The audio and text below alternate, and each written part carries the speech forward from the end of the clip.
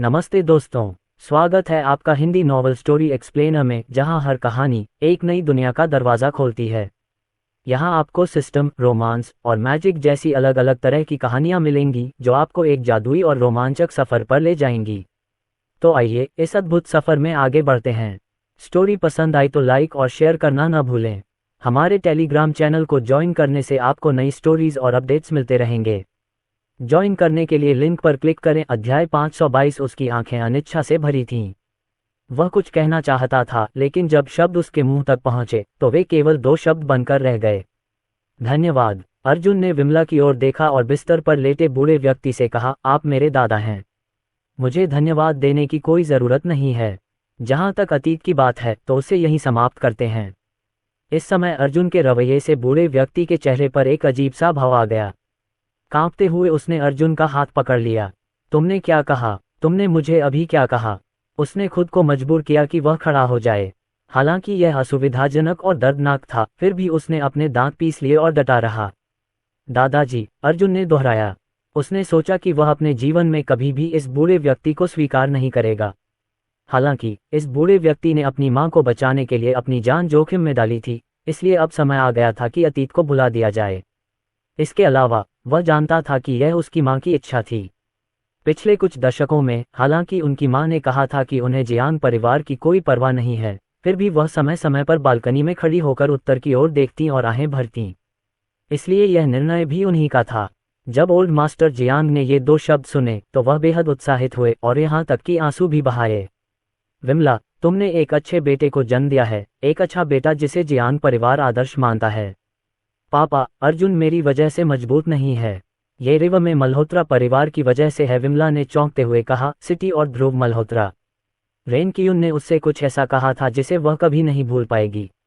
उसकी अपनी आध्यात्मिक जड़ उसके बच्चों को नहीं दी जा सकती थी। दूसरे शब्दों में, अर्जुन की प्रतिभा का उससे कोई लेना देना नहीं था। इसका एकमात्र कारण उनके पति ध्रुव मल्होत्रा थे। राजवीर राणा द्वारा बचाए जाने के बाद जितना अधिक वह इसके बारे में सोचती, उतना ही अधिक उसे लगा कि कुछ गड़बड़ है। उसके रहस्यमयी सास ससुर की दुर्घटना में मृत्यु हो गई थी। इसके अलावा ब्लड एलायंस ने ध्रुव मल्होत्रा को भी अपने साथ ले लिया था। ऐसा लग रहा था कि सब कुछ इस बात की ओर इशारा कर रहा था कि मल्होत्रा परिवार, जिसे हुआक्सिया में सभी ताकतें एक साधारण परिवार समझती थीं, वह इतना साधारण नहीं था। मल्होत्रा परिवार के पीछे कोई बड़ा रहस्य भी हो सकता है। जियांग कियानरोंग बेवकूफ़ नहीं थी। जब उसने बिंदुओं को जोड़ा तो कुछ चीज़ें और भी ज़्यादा स्पष्ट हो गईं। रिवर सिटी के मल्होत्रा परिवार ने पूरी दुनिया को धोखा दिया था। 20 साल पहले सबकी नज़रों में ध्रुव मल्होत्रा उसके लायक नहीं थे। अब लगता है कि शायद सच इसके उलट है। उसे आश्चर्य हो रहा था कि अब उसके पति की हालत कैसी होगी और ब्लड एलायंस उसके साथ कैसा व्यवहार कर रहा होगा। उसी समय कुनलुन पर्वत की गहराई में, बादलों और धुंध से घिरे एक पहाड़ में, ये पर्वत बहुत ही भव्य था और इसके चारों ओर अत्यंत सघन आध्यात्मिक ऊर्जा थी। पर्वत की रक्षा करने वाली एक शक्तिशाली प्राचीन संरचना भी थी। पहाड़ की चोटी पर एक विशाल पत्थर की पट्टिका खड़ी थी, जिस पर ये बातें उत्कीर्ण थीं। 2 रक्तलाल शब्द। रक्त गठबंधन। पहाड़ की गहराई में कई भव्य हॉल थे, जहां कई विशेषज्ञ पैर मोड़कर बैठे थे और उनके शरीर से अत्यंत शक्तिशाली आभा निकल रही थी। इसी समय आकाश से प्रकाश की एक किरण चमकी और बैंगनी वस्त्र पहने एक बुजुर्ग ने अपनी आंखें खोली और प्रकाश की ओर बढ़ने का प्रयास किया। एक बुजुर्ग ने वास्तव में अपने रक्तसार का उपयोग करके हमें कुछ जानकारी दी थी जब वह मृत्यु के कगार पर था। हालांकि ये जानकारी किसी ने आंशिक रूप से नष्ट कर दी थी। बैंगनी वस्त्र पहने बुजुर्ग ने अपना हाथ हिलाया और उसके सामने ताबीज प्रकट हो गए। पाठ की एक पंक्ति प्रकट हुई।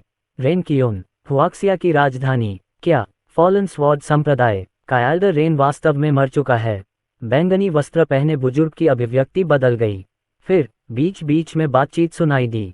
हालांकि क्योंकि यह आंशिक रूप से नष्ट हो गया था, इसलिए बातचीत की विषय वस्तु को पहचानना मुश्किल था। हमारे रक्त गठबंधन से किसी को छूने की हिम्मत कौन करता है? हालांकि कुंजी यह है कि हुआक्सिया में कुछ हुआ है। बैंगनी वस्त्र पहने उस बुजुर्ग ने रक्त की एक बूंद निकाली और उसे रोशनी पर फेंका। एक पल में एक धुंधली आकृति दिखाई दी। वह साधारण कपड़े पहने एक युवक था। हालांकि वह धुंधला था, फिर भी वह कुछ आकृतियां पहचान सकता था। रुको, ये बच्चा अर्जुन लग रहा है जिसने भूत कारागार को नष्ट किया था, है ना? तुमने वास्तव में मेरे रक्त गठबंधन से किसी को छूने की हिम्मत की। तुम मौत को आमंत्रित कर रहे हो। ब्लड एलायंस के शक्तिशाली आभा वाले बुजुर्ग अचानक खड़े हो गए। फिर उन्होंने दूर से गुस्से से चिल्लाते हुए कहा, एल्डर लियू, एल्डर ची। जैसे ही उसने यह बात कही, दोनों बुजुर्ग बैंगनी वस्त्र पहने बुजुर्ग के सामने प्रकट हुए। कुछ विशेषज्ञों को राजधानी शहर ले आओ और अर्जुन नाम के एक बच्चे को खोजो। तुम खुद वहां जाओ। दोनों बुजुर्ग दंग रह गए। उन्हें उम्मीद नहीं थी कि ब्लड अलायंस एक व्यक्ति के लिए इतने सारे लोगों को जुटा लेगा। क्या बैंगनी वस्त्र पहने बुजुर्ग इस बच्चे को ज्यादा महत्व नहीं दे रहे थे? हाँ, आचार्य सूर्यदेव। हालांकि जैसे ही दोनों बुजुर्ग जाने वाले थे, आचार्य सूर्यदेव ने कुछ सोचा और कहा, ये बच्चा रेन कियुन को मारने में सक्षम था, इसलिए कुछ गड़बड़ चल रही होगी। अभी कोई कदम मत उठाओ और हुआक्सिया की मार्शल आर्ट की दुनिया पर दबाव मत डालो। चूंकि यह हुआक्सिया में हुआ था और रेन कियुन की पहचान भी विशेष है, यदि आप उन पर दबाव बनाने के लिए कुछ तरीकों का उपयोग करते हैं तो हुआक्सिया मार्शल आर्ट की दुनिया निश्चित रूप से इस बच्चे को छोड़ देगी। चाहे वह कितना भी शक्तिशाली क्यों न हो, क्या वह अकेले पूरे हुआक्सिया मार्शल आर्ट जगत से लड़ सकता है? एल्डर लियू और एल्डर ची के शिष्यों ने एक साथ ही अपनी व्यथा व्यक्त की और विनम्रतापूर्वक कहा, आचार्य सूर्यदेव द्वारा लक्ष्य को मारने के लिए चाकू उधार लेने का कदम सराहनीय है। हमारे रक्त गठबंधन को बस पीछे बैठकर उन्हें एक दूसरे से लड़ते हुए देखना है। अनगिनत ताकतों के हमले के बीच अर्जुन के बचने की कोई संभावना नहीं है। हा, आचार्य सूर्यदेव ने उनकी प्रशंसा को अनदेखा कर दिया और उपहास किया। इसके बजाय वे रक्त गठबंधन की कालकोठरी की ओर चल पड़े, क्योंकि उन्हें एक व्यक्ति की याद आई जो अर्जुन से संबंधित था। कुछ ही देर बाद कालकोठरी में एक सीलबंद दरवाजा खुला। जब दोनों हटे कट्टे व्यक्तियों ने आचार्य सूर्यदेव को देखा तो उन्होंने जल्दी से अपने हाथ जोड़े और कहा, आचार्य सूर्यदेव, आप यहाँ क्यों हैं? आचार्य सूर्यदेव ने सिर हिलाया और पास ही में पैर मोड़कर बैठे एक अधेड़ व्यक्ति की ओर देखा। उन्होंने अपने बगल में बैठे दो लोगों से पूछा, क्या प्रगति हुई है? तुम दोनों में इतनी ताकत तो होनी चाहिए कि तुम उसकी यादों को लूट सको, है न? ये सुनकर वे दोनों थोड़े शर्मिंदा दिखे। उनमें से एक ने कहा, आचार्य सूर्यदेव, यह मामला जितना दिख रहा है उससे कहीं ज्यादा कठिन है। हमने इस व्यक्ति के रहस्यों को लूटने के लिए कुछ गुप्त तकनीकों का इस्तेमाल किया, लेकिन हर महत्वपूर्ण क्षण में एक अत्यंत शक्तिशाली शक्ति प्रकट होकर हमें बाधित कर देती। चाहे हमारी साधना का आधार कितना भी मजबूत क्यों न हो, चाहे हमारी तकनीक कितनी भी शक्तिशाली क्यों न हो, परिणाम एक ही है। हमें कई बार अत्यंत शक्तिशाली प्रतिक्रिया का भी सामना करना पड़ा। ओह! आचार्य सूर्यदेव आश्चर्यचकित हुए और फिर वे ध्रुव मल्होत्रा की ओर बढ़े। हुआक्सिया का मूल निवासी, बिना किसी साधना या सच्ची क्यूई के, वह आपको रोकने की शक्ति कैसे रख सकता है? जैसे ही आचार्य सूर्यदेव निकट आए, ध्रुव मल्होत्रा ने अपनी आंखें खोलीं और नाक सिकोड़ ली। मुझ पर अपनी ऊर्जा बर्बाद मत करो, मैं कुछ नहीं जानता। आचार्य सूर्यदेव भावशून्य थे। कुछ सेकंड बाद उन्होंने कहा, क्या आप अपने बच्चे के बारे में नहीं जानना चाहते? ये सुनकर ये त्यान की आंखें चमक उठीं, लेकिन जल्दी ही फीकी पड़ गईं। मैं जानना नहीं चाहता। आचार्य सूर्यदेव ने दिलचस्पी से सिर हिलाया और कहा, आपके अच्छे बेटे ने हमारे रक्त गठबंधन के कई सदस्यों को मार डाला है। अगर उसने दूसरों को मार दिया होता तो शायद मैं इस मामले को आगे बढ़ाने की योजना नहीं बनाता, लेकिन इस बार उसने हमारे रक्त गठबंधन के एक बहुत ही महत्वपूर्ण बुजुर्ग को मार डाला। अध्याय 523। क्या तुम्हें पता है कि उसे आगे क्या झेलना पड़ेगा? तुम्हें क्या लगता है कि वह कितने दिन तक टिक पाएगा? तुम्हारी पत्नी कितने दिन तक टिक पाएगी? ज्यादा उत्साहित मत हो। करीब 3 दिन में मैं तुम्हारी पत्नी की लाश ले आऊंगा और बच्चा तुम्हें देखना चाहता है। ध्रुव मल्होत्रा की आंखें लाल हो गई थीं। वह दहाड़ने ही वाला था कि आचार्य सूर्यदेव ने उसके माथे की ओर इशारा किया। हालांकि जैसे ही वह ध्रुव मल्होत्रा की यादों में उतरने ही वाले थे, एक अत्यंत शक्तिशाली शक्ति ने उसे घेर लिया। ऐसा लग रहा था कि यह शक्ति हर चीज को भेदने में सक्षम है। आचार्य सूर्यदेव के चेहरे पर अत्यंत भय व्याप्त था। ये कैसे संभव है? उसने अपना हाथ पीछे खींच लिया, लेकिन तब तक बहुत देर हो चुकी थी। शक्ति उसके आंतरिक अंगों में प्रवेश कर गई थी, उसका रक्त बढ़ गया था और वह लगभग मुंह भर खून थूक दिया। इस समय वह और अधिक शांत नहीं रह सका। आप कौन हैं? क्या आप वाकई कुनलुन पर्वत के मल्होत्रा परिवार से संबंधित हैं? आचार्य सूर्यदेव के हृदय में उथल पुथल मच गई। ध्रुव मल्होत्रा ने ठंडी सांस ली और अपनी आंखें बंद करना जारी रखा, जैसे कि वह अपने आसपास हो रही गतिविधियों को अनदेखा कर रहा हो। हालांकि केवल वही जानता था कि यद्यपि वह सतह पर शांत दिख रहा था, वह था अंदर से बहुत घबराया हुआ। यदि वे लिटिल चेन और विमला को निशाना बनाना चाहते तो निस्संदेह उन्हें ऐसा करना पड़ता। मरना। हालांकि वह इस बारे में कुछ भी करने में असमर्थ था। वह केवल लिटिल चेन के रहस्य की रक्षा कर सकता था। यद्यपि वह नहीं जानता था कि उसके पिता ने अर्जुन को जो काला पत्थर दिया था वह क्या था, फिर भी वह बाहरी लोगों को इसके बारे में पता नहीं चलने देना चाहता था। उसी समय फॉलन स्वॉर्ड संप्रदाय के मुख्य हॉल में माहौल बहुत खुशी हुई। फॉलन स्वॉर्ड संप्रदाय के संप्रदाय गुरु मिरियाड के एल्डरशी की मेजबानी कर रहे थे तलवार संप्रदाय। यद्यपि दोनों संप्रदायों के नाम में तलवार शब्द था, फिर भी उनके बीच का अंतर यह था कि बहुत बड़ा था। एक अर्थ में फॉलन स्वॉर्ड संप्रदाय केवल एक छोटी शाखा होने के योग्य था असंख्य तलवार संप्रदाय। यहाँ तक कि फॉलन स्वॉर्ड संप्रदाय के संप्रदाय गुरु को भी उनके सामने सावधानी से बोलना पड़ता था। असंख्य तलवार संप्रदाय से एक बुजुर्ग। इस बार फॉलन स्वॉर्ड संप्रदाय के संप्रदाय गुरु ने इस बुजुर्ग को यहाँ आमंत्रित करने के लिए बहुत बड़ी कीमत चुकाई थी। उन्होंने आशा व्यक्त की कि असंख्य तलवार संप्रदाय पतनशील तलवार संप्रदाय का समर्थन करेगा। ऐसा इसलिए था क्योंकि वार्षिक संप्रदाय रैंकिंग शुरू होने वाली थी और असंख्य तलवार संप्रदाय के पास उनके पास एक बहुत ही कीमती वोट था। जैसे ही वे दोनों खुशी खुशी बातें कर रहे थे, संप्रदाय के गुरु का चेहरा एकदम बदल गया। ऐसा इसलिए हुआ क्योंकि अभी अभी कई बुजुर्गों की जीवन पट्टिकाएं टूटकर बिखर गई थीं। इन बुजुर्गों को फॉलन स्वॉर्ड संप्रदाय द्वारा उत्कृष्ट खोज के लिए भेजा गया था शिष्यों। उनमें से एक था रेन कियोन। संप्रदाय के सभी बुजुर्गों को दुर्भाग्य का सामना करना पड़ा था। ये बहुत बड़ी बात थी। गिरी हुई तलवार संप्रदाय। असंख्य तलवार संप्रदाय के सम्मानित बुजुर्ग ने स्वाभाविक रूप से देखा कि कुछ गड़बड़ है। उन्होंने उत्सुकता से पूछा, संप्रदाय नेता सन, क्या हुआ है? संप्रदाय प्रमुख सन ने प्रतिक्रिया व्यक्त की और जल्दी से अपना सिर हिलाया, महामहिम, यह कोई गंभीर बात नहीं है। ये बस एक छोटी सी बात है, मैं इसे संभाल सकता हूँ। आदरणीय बुजुर्ग ने भौहें सिकोड़ते हुए कहा, संप्रदाय गुरु सन, आपके भाव से लगता है यह कोई छोटी बात नहीं लगती। मैंने आपके उपहार ले लिए हैं, इसलिए अगर मैं मदद कर सकता हूँ तो जरूर करूँगा। उन्होंने सोचा कि कुनलुन पर्वतों में फॉलन स्वॉर्ड संप्रदाय और कुछ अन्य संप्रदायों ने किसी प्रकार का बड़ा संघर्ष शुरू कर दिया है। संप्रदाय गुरु सन मना करने ही वाले थे कि एक शिष्य घबराए हुए भाव के साथ अंदर आया। संप्रदाय गुरु, बुरी खबर, एल्डर रेन और अन्य सभी एल्डर मारे गए। ये सुनकर संप्रदाय नेता सन का चेहरा और भी बदसूरत हो गया। छोड़ो, मुझे पहले से ही इसकी जानकारी है। जब शिष्य ने संप्रदाय गुरु की क्रोधित आवाज सुनी तो उसे पता चल गया कि उसने कुछ गलत किया और तुरंत पीछे हट गए। हाँ, संप्रदाय गुरु। फिर संप्रदाय गुरु सन ने असंख्य तलवार संप्रदाय के बुजुर्ग से कहा, महामहिम, मैं इस छोटे से मामले को संभाल लूंगा। मैं इस मामले की जांच करने के लिए किसी को भेजूंगा और उस व्यक्ति को वापस लाऊंगा जिसने ये किया है। आदरणीय बुजुर्ग ने अपनी आंखें सिकोड़ लीं। वहां आध्यात्मिक ऊर्जा कम है, फिर भी कोई व्यक्ति फॉलन स्वॉर्ड संप्रदाय के एक बुजुर्ग को मारने में सक्षम था। यह कोई आसान मामला नहीं है। ऐसा सिर्फ इसलिए हुआ कि इन कुछ दिनों में मेरे पास करने के लिए कुछ नहीं है और उच्च अधिकारियों ने मुझे वहां जाने का निर्देश दिया है। मैं इस मामले को सुलझाने में आपकी मदद क्यों नहीं करता? आदरणीय बुजुर्ग वास्तव में जाना चाहते थे। आखिरकार असंख्य दाओस तलवारबाज नीचे उतरे थे और सभी को कुचल दिया था। इसके अलावा मिरियाड दाओ स्वॉर्ड मास्टर ने एक जेड पेंडेंट की पेंटिंग छोड़ी थी जो उन्हें बता रही थी कि जेड पेंडेंट को देखना मिरियाड दाओ स्वॉर्ड मास्टर को देखने जैसा था। यद्यपि संप्रदाय के गुरु और बुजुर्गों को यह समझ में नहीं आया कि इस बुजुर्ग पूर्वज का क्या मतलब था, फिर भी अपने स्तर पर वे स्वाभाविक रूप से जानते थे कि ऐसे शक्तिशाली विशेषज्ञ के ऐसा करने के अपने कारण थे। सबसे महत्वपूर्ण बात यह है कि असंख्य दाओस तलवार मास्टर की गतिविधियों से संकेत मिलता है कि वह कुछ ढूंढने गया था।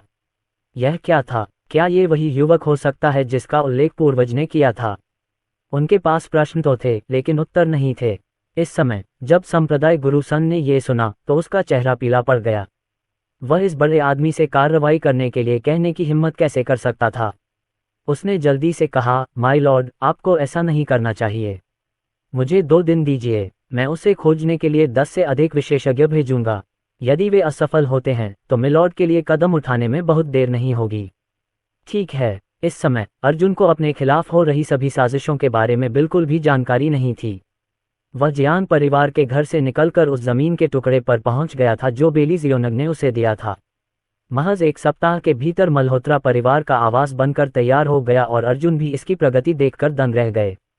वहां पहाड़ और नदियां थीं और बीच में एक हुआक्सिया शैली का विला था। विला बहुत बड़े क्षेत्र में फैला हुआ था और वहां की फेंग शुई बहुत बढ़िया थी। अर्जुन को पूरे विला के आसपास आध्यात्मिक ऊर्जा का एहसास भी हो रहा था। विला के बाहर एक विशाल पत्थर की पट्टिका भी थी जिस पर 2 शब्द उत्कीर्ण थे, मल्होत्रा परिवार। जिस व्यक्ति ने ये शब्द लिखे थे वह वही बूढ़ा आदमी था। ऐसा लग रहा था कि यह बूढ़ा आदमी बहुत विचारशील था। अर्जुन को अचानक वह दुखद क्षण याद आ गया जब वह उस मीटिंग से बाहर निकला था। सभी ने उसके लिए चीजें मुश्किल बना दी थीं। उसने एक बार हुआक्सिया में किसी भी छोटी मोटी बात की परवाह न करने की कसम खा ली थी। अब ऐसा लग रहा था कि उसे अभी भी उस व्यक्ति को कुछ सम्मान देना था। उसे बस यही उम्मीद थी कि वे लोग उससे फिर से नाराज नहीं करेंगे, अन्यथा ये लोग मल्होत्रा परिवार के लिए सीढ़ी बन जाएंगे। छोटे चेन, क्या ये हमारा भविष्य का घर है? विमला थोड़ा उत्साहित लग रही थी। चूंकि उसने साधना शुरू कर दी थी, इसलिए वह स्वाभाविक रूप से जानती थी कि यह स्थान कितना मूल्यवान है। यहाँ की आध्यात्मिक ऊर्जा घनत्व जियांग परिवार के निवास पर मौजूद आध्यात्मिक ऊर्जा घनत्व से कहीं ज्यादा थी। एकमात्र दोष ये था कि यहाँ कोई सुरक्षा संरचना नहीं थी। अर्जुन ने सिर हिलाया और मल्होत्रा परिवार के घर में चला गया। माँ, अब से यह हमारा घर होगा। कल मैं सबको बताऊंगा कि हमारा मल्होत्रा परिवार यहाँ गर्व से खड़ा है। जो कोई भी हमारे मल्होत्रा परिवार को छूने की हिम्मत करेगा, वह मर जाएगा। जहाँ तक मल्होत्रा परिवार के मुखिया का सवाल है, मैं इसे पिताजी के लिए रखूंगा। मैं कुनलुन पर्वत की यात्रा करूंगी और उसे स्वयं वापस लाऊंगी। अपने बेटे की बातें सुनकर विमला भावुक हो उठी। वह जानती थी कि कुनलुन पर्वत कितने खतरनाक हैं, लेकिन उसका बेटा पहले ही बड़ा हो चुका था। वह पतित युवा नहीं रहा था जिसे वह पहले जानती थी। वह अब इतना बूढ़ा और मजबूत हो गया था कि परिवार की जिम्मेदारी उठा सकता था। छोटे चेन, मुझे तुम पर विश्वास है और भरोसा है। अध्याय 524। अर्जुन ने विमला की ओर देखा और मुस्कुराया। माँ, अंदर जाओ और देखो। ठीक है। इसके बाद अर्जुन और विमला हुआक्सिया शैली के विला की ओर बढ़े, जो देखने में और महसूस करने में बेहद शानदार था। ये स्पष्ट था कि डार्क हॉल और हेवनली जस्टिस ग्रुप ने सर्वोत्तम डिजाइनरों को नियुक्त करके और सर्वोत्तम सामग्री खरीदकर पूरी कोशिश की थी। केंद्रीय विला में नीचे की 2 मंजिलों को छोड़कर कुल 4 मंजिलें थीं। एक मंजिल पर खेती करने का कमरा था, जिसे हुआक्सिया में पाए जाने वाले सबसे अच्छे स्पिरिट स्टोन से बनाया गया था। यह उन लोगों को बाहरी दुनिया की किसी भी गड़बड़ी से बचाता था जो अंदर खेती करते थे। जब वे दोनों इधर उधर देख रहे थे, डार्क हॉल से एक विशेषज्ञ जल्दी से आया। ऊपर, हॉल मास्टर, 2 लोग हैं जो आपसे मिलना चाहते हैं। वे इंतजार कर रहे हैं नीचे। अर्जुन की आंखें सिकुड़ गईं और उसने उत्सुकता से पूछा, वे कौन हैं? भैरव सिंह और महेश राव। जब अर्जुन ने उनके नाम सुने तो उसे थोड़ा आश्चर्य हुआ। उन्हें कैसे पता चला कि वह इतनी जल्दी वापस आ गया है? उन्हें लिविंग रूम में बुलाओ और उनका अच्छे से मनोरंजन करो। हाँ, हॉल मास्टर। अर्जुन के मन में अब भी इन दोनों लोगों के बारे में अच्छी धारणा थी। उस दिन उन दोनों ने उसके पक्ष में बात की थी, जिससे वह बहुत प्रभावित हुआ। एक हद तक वे सभी एक ही पक्ष में थे। इसके बाद अर्जुन लिविंग रूम में चले गए जहां महेश राव और बाई बैठे थे। लिक्सियोंग चाय पी रहे थे। जब उन्होंने अर्जुन को देखा तो वे तुरंत उठ खड़े हुए। श्री अर्जुन, उन्होंने जियांगजियांग शहर में हुई घटना के बारे में सुना था। हालांकि जियांगजियांग शहर में उनका खुफिया नेटवर्क बहुत व्यापक नहीं था, फिर भी उन्हें पता था कि क्या हुआ था। किसने सोचा था कि अर्जुन जियांगजियांग से जीवित वापस आ जाएगा? इससे भी अजीब बात यह थी कि उस दिन के बाद जियांग दाओ पर्वत अचानक गायब हो गया। जियांगजियांग सरकार हैरान रह गई और हुआक्सिया ने मामले की जांच के लिए एक विशेष ऑपरेशन टीम भी भेजी। सभी सुराग एक ही व्यक्ति की ओर इशारा कर रहे थे, अर्जुन। घटना के समय अभिभावकों के अलावा केवल अर्जुन ही पर्वत पर गए थे। एक हद तक वे इस बार इसलिए आए थे क्योंकि उन्हें उच्च अधिकारियों से उनकी पहचान के आधार पर कुछ चीजों की जांच करने के निर्देश मिले थे। आप राजधानी में मल्होत्रा परिवार के निवास पर आने वाले पहले मेहमान भी हैं, जो कि बहुत अच्छी बात है। मुझे आपसे कुछ कहना है। मल्होत्रा परिवार कल एक भोज का आयोजन करेगा, जिसमें हम हुआक्सिया में सभी शीर्ष बलों और परिवारों को अपनी उपस्थिति की घोषणा करेंगे। भैरव सिंह और महेश राव ने एक दूसरे की ओर देखा और सिर हिलाया। हालांकि यह खबर अभी तक नहीं फैली है, लेकिन जैसे ही यह जमीन खाली हुई, सभी को मल्होत्रा परिवार की यहाँ मौजूदगी का एहसास हुआ। मुझे लगता है कि कल यह विला जरूर भरा होगा। चिंता मत करो, कल भी हमें आने से कोई नहीं रोक पाएगा। औपचारिकताओं के दौर के बाद भैरव सिंह ने पूछा, मी अर्जुन, कल भोज का आयोजन करना थोड़ा जल्दबाजी तो नहीं है? मल्होत्रा परिवार अभी अभी स्थापित हुआ है और अभी भी इसमें एक चीज की कमी है, जो एक बेहतरीन परिवार के लिए बहुत जरूरी है। क्या? अर्जुन की आंखें सिकुड़ गईं। भैरव सिंह ने जमीन की ओर देखा और जवाब दिया, एक संरचना। शक्तिशाली संरचना के बिना अगर बाहरी लोग आपकी अनुपस्थिति में इस जगह पर हमला कर दें तो क्या होगा, मिस्टर अर्जुन? अभी चीन में सभी शीर्ष परिवारों के पास समूह हैं। वे घर की रक्षा करते हैं और उसे और उसके निवासियों को छिपाते भी हैं। अर्जुन की आंखें सिकुड़ गईं। ये सच था। महेश राव भी खड़े हो गए और सम्मानपूर्वक कहा, श्री अर्जुन, मैं कुछ लोगों को जानता हूं जो फॉर्मेशन बनाते हैं। हालांकि वे विशेष रूप से शक्तिशाली नहीं हैं, लेकिन वे इस मामले को संभालने में सक्षम हैं। क्या आपको मुझे कॉल करने की आवश्यकता है? कोई ज़रूरत नहीं, अर्जुन मुस्कुराया। उसने आध्यात्मिक तावीज़ों के दांव का अध्ययन किया था और संरचनाओं के बारे में उसकी समझ और भी गहरी होती जा रही थी। उसे अपने परिवार के निवास के लिए संरचना स्थापित करने के लिए दूसरों की आवश्यकता क्यों होगी? महेश राव ने आश्चर्य से पूछा, अर्जुन, क्या आप कोई दल नहीं बनाने जा रहे हैं? इतना कहने के बाद उसने भैरव सिंह की ओर देखा, जिसके चेहरे पर भी उलझन थी। अर्जुन अपने हाथ पीछे करके बाहर चला गया। मेरे पीछे आओ। जहां तक मल्होत्रा परिवार के गठन का सवाल है, मैं अकेला ही इस मामले से निपटने के लिए काफी हूं। भैरव सिंह और महेश राव दंग रह गए। वे जानते थे कि अर्जुन सक्षम था, लेकिन एक परिवार के निवास के लिए सुरक्षा गठन इतना आसान नहीं था। इसका मार्शल आर्ट की ताकत से कोई लेना देना नहीं था, और मजबूत मार्शल कलाकार गठन सीखने पर ध्यान केंद्रित नहीं करेंगे। क्या ये संभव है कि श्री अर्जुन एक असामान्य व्यक्ति थे? छोटा समूह जल्द ही एक खाली जगह पर पहुंच गया। अर्जुन ने इस भूमि में आध्यात्मिक ऊर्जा के प्रवाह को महसूस करने के लिए अपनी आंखें बंद कर लीं। वह इसका उपयोग अपने परिवार के निवास के लिए एक सुरक्षा संरचना स्थापित करने के लिए करेगा। इसके अलावा इस सुरक्षा संरचना को केवल हुआक्सिया के विशेषज्ञों के ही नहीं, बल्कि कुनलुन पर्वत के विशेषज्ञों के हमलों का सामना करने में सक्षम होना था। यदि मल्होत्रा परिवार हुआक्सिया में नंबर 1 परिवार बनना चाहता था, तो उसे हुआक्सिया में नंबर 1 परिवार भी बनना था। इस समय अर्जुन के हृदय में पहले से ही उत्तर था, कल्प ईश्वर भंजक गठन। यह न केवल अमर आरोही क्षेत्र विशेषज्ञ के पूर्ण शक्तिशाली हमले का सामना कर सकता था, बल्कि आवश्यकता पड़ने पर यह एक आक्रामक संरचना में भी बदल सकता था तथा अवांछित अत्याचारियों और आक्रमणकारियों को मार सकता था। जब वह दूर होंगे तो यह संरचना ही उन लोगों की रक्षा करेगी जिनकी उन्हें परवाह है। दूर से भैरव सिंह और महेश राव ने देखा कि अर्जुन निश्चल है, तो वे भौंचक के रह गए और उन्हें नहीं पता था कि अर्जुन क्या कर रहा है। अर्जुन क्या कर रहे हैं? क्या वे यहाँ फैंग शुई की जांच कर रहे हैं? महेश राव ने उत्सुकता से पूछा। भैरव सिंह ने अर्जुन को घूरते हुए आखिरकार बिना किसी निश्चितता के कहा, क्या ये हो सकता है कि मिस्टर अर्जुन वाकई कोई संरचना बनाने की तैयारी कर रहे हैं? आजकल प्रमुख परिवारों और सेनाओं की लगभग सभी सुरक्षा संरचनाएं पीढ़ी दर पीढ़ी चली आ रही हैं। बहुत कम लोग अपनी संरचना बनाते हैं। उसे अर्जुन पर विश्वास था, लेकिन इस मामले में उसे कुछ संदेह भी था, क्योंकि संरचनाएं मार्शल आर्ट से बिल्कुल अलग क्षेत्र हैं। हुआक्सिया का तो जिक्र ही न करें, यहाँ तक कि कुनलुन पर्वतों में भी बहुत अधिक गठन मास्टर नहीं थे। जैसे ही महेश राव और भैरव सिंह सोच रहे थे कि अर्जुन क्या कर रहा है, अर्जुन ने अचानक अपनी आंखें खोल दीं। ऐसा लगा जैसे कोई ठंडी रोशनी निकल आई हो और उसका आभामंडल कुछ अलौकिक हो गया हो। फिर अर्जुन ने एक के बाद एक कदम उठाए। कुल 7 चरण। उसके कदम अजीब और रहस्यमय थे और हर कदम हिलता हुआ प्रतीत होता था। जब वह 7वें चरण पर पहुंचा तो अर्जुन के हाथ में घनी आध्यात्मिक ऊर्जा उत्सर्जित करने वाले कुछ आत्मिक पत्थर प्रकट हुए और फिर तुरंत ही 6 अलग अलग दिशाओं में फैल गए। ऐसा लग रहा था जैसे उनके सिर के ऊपर एक तूफान आने वाला है। क्षेत्र के आसपास के कुछ पौधे और झाड़ियां मुरझाने लगीं। श्री अर्जुन क्या कर रहे हैं? महेश राव ने अभी बोलना समाप्त ही किया था कि उनका जबड़ा खुला रह गया। भैरव सिंह भी आश्चर्यचकित था। इस समय उसे ऐसा लग रहा था जैसे उसने अपने जीवन का सबसे अजीब दृश्य देखा हो। अर्जुन के पैरों के चारों ओर सच्ची क्यूई इकट्ठी हो गई, क्योंकि धुंध और रोशनी उसके चारों ओर घूम रही थी। कुछ ही क्षणों बाद अर्जुन के पैर जमीन से उठ गए और वह और ऊपर उठता चला गया। वे निश्चित थे कि अर्जुन किसी तार या रस्सी का उपयोग नहीं कर रहा था। 5 मीटर, 10 मीटर, 20 मीटर। जब अर्जुन 30 मीटर तक पहुंचा तो वह अचानक रुक गया। वह एक सच्चे अमर की तरह दुनिया में तैरता रहा। भैरव सिंह और महेश राव ने दुनिया भर में और वर्षों में बहुत कुछ देखा था।